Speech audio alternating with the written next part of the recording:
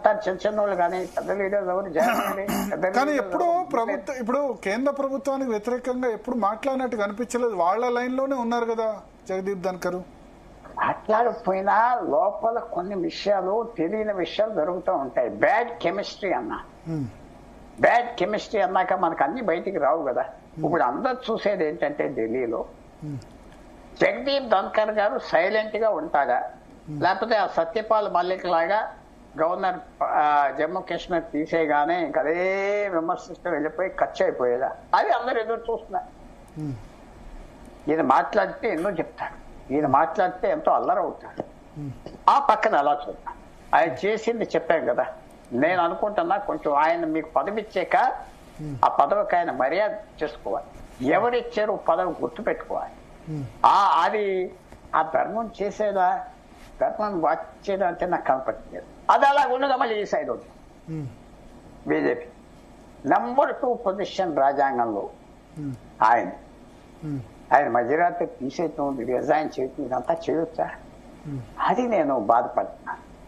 అది కొంచెం కేర్ఫుల్ గా హ్యాండిల్ చేయొచ్చు కదా. పంపించే సమయంలో రకంగా పంపించేయచ్చు కదా.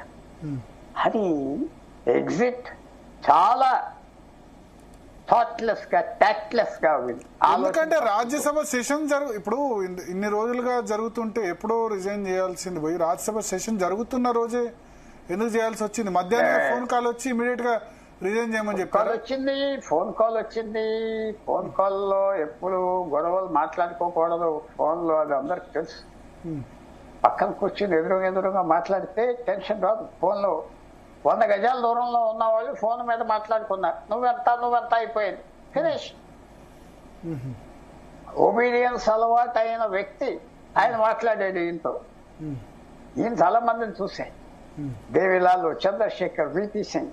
అప్పుడు వీళ్ళంతా ఎక్కడున్నారు ఫ్రాంక్ అడుగుతున్నా, ఎక్కడున్నారు? ఎవరు లేరు కదా సీన్లో. నీకు కూడా మైండ్ ఉంటుంది. నేను చెప్పేది ఏంటంటే ఈయన కరెక్ట్ అని నేను అంటలేదు. నేను చేసిన తప్పు చెప్పాను. నువ్వు మీకు ఆ పదవి ఇచ్చినప్పుడు వాళ్ళతో చదువుకో, లేకపోతే ఏదో పదవి తీసుకున్నా.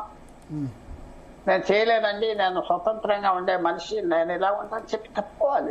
పుల్లారావు గారు మొన్న ధన్కర్ ఏర్పాటు చేసిన అఖిలపక్ష భేటీకి కూడా